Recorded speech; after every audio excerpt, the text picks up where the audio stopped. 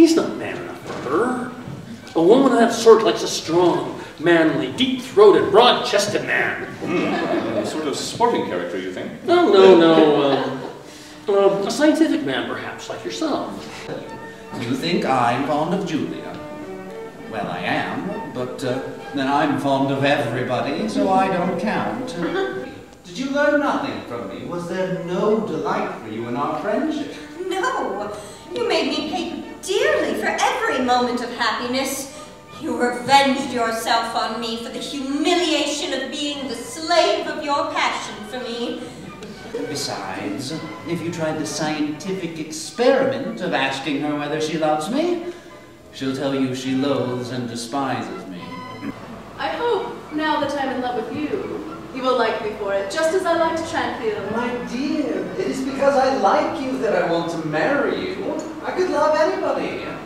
Any pretty woman, that is. Mourn your asthenia. What's up, Charters? Julia been making love to you? No, blowing me up for making love to Grace. Serve you right, you're an awful devil for philandering. Do you suppose it good club form to talk to a man like that who might nearly be your father? Do I look as if a secret sorrow preyed on me? Am I gallant to women? Not in the least. Certainly not. No one can accuse me of it.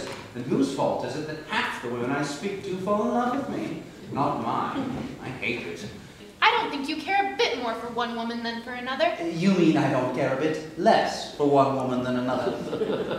That makes it worse. If we were married, you would never dare treat me as you are doing now. It was understood between us, as people of advanced views, that we were not to marry because, as the law stands, I might have become a drunkard, a criminal, an imbecile, a horror. You said that. What is it all about? Ask your theatrical experience, Cuthbertson. A man, of course. And you ought to be ashamed of yourself. She's going to hit you. I know her. I'll chance it. Well, you always believed in hearth and home, Joe. A true English wife and a happy, wholesome fireside. How did Molly turn out? Well, not bad. She might have been worse. You see, I couldn't stand her relations. All the men were roaring cads. And she couldn't get on with my mother. And then, well, she hated being in town, and of course I couldn't live in the country on account of my work. But we hit it off as well as most people, until we separated. Well, that was the end of the hearth and home, was it, Joe? It was not my fault then. Someday the world will know how I loved that woman.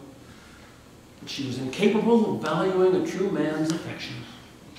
You know, she often said she wished she'd married you instead. Oh, dear me, dear me. Well,